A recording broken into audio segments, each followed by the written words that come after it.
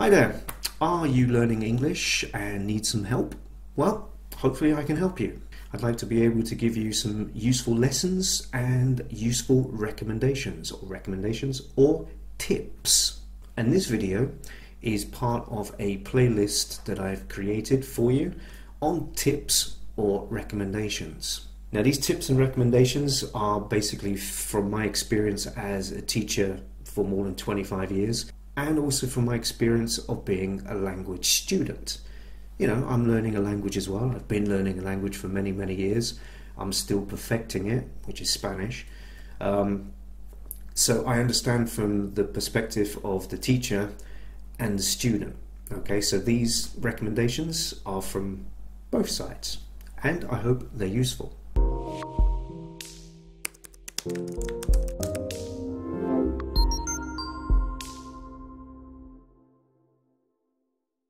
Now, a question I get asked a lot is related to reading. Now, reading is probably the best way to improve your vocabulary, okay?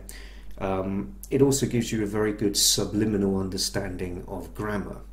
Doesn't necessarily help you understand the grammatical rules, but on a subliminal level, you start to recognize when a construction is correct or not. At least that's what I've found in Spanish. Now in the past I read a lot of Spanish. I increased my vocabulary a lot.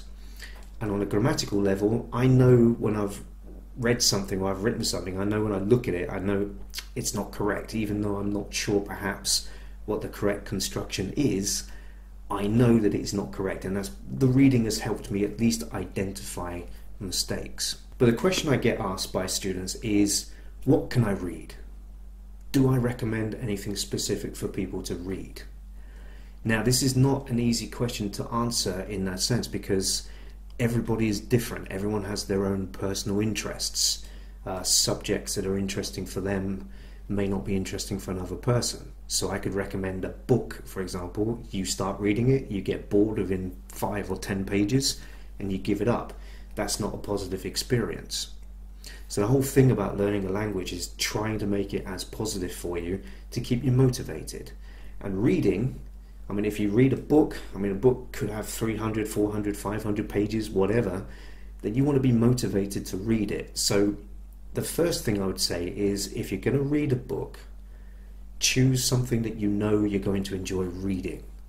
Could be a novel, it could be a detective book, could be a romance novel.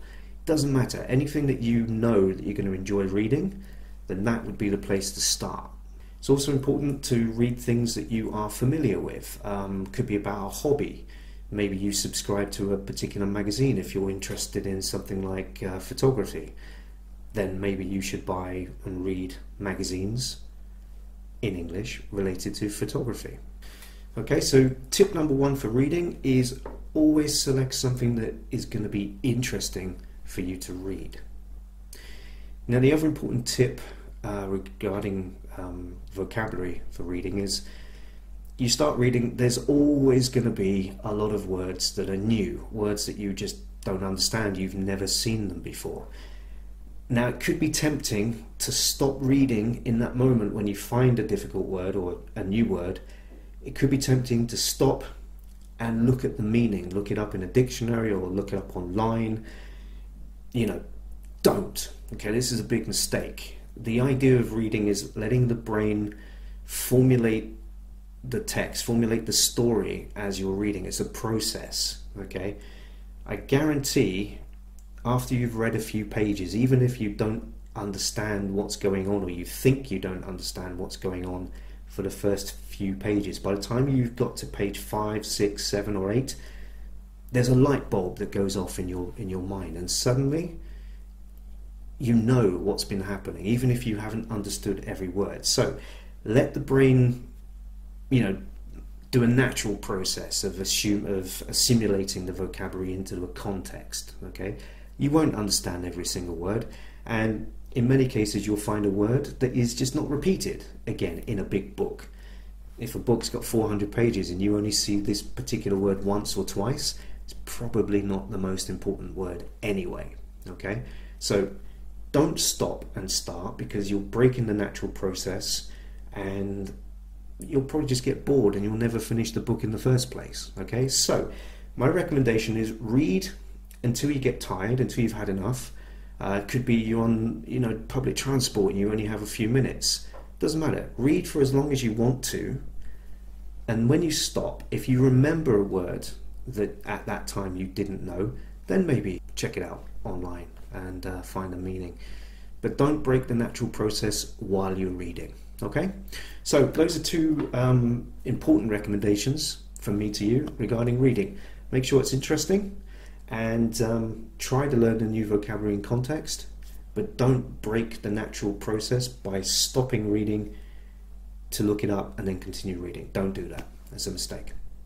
Hopefully this has helped, and normally I say go practice your English. In this video I'm going to say go read some English. Okay, enjoy. Take care. See you soon.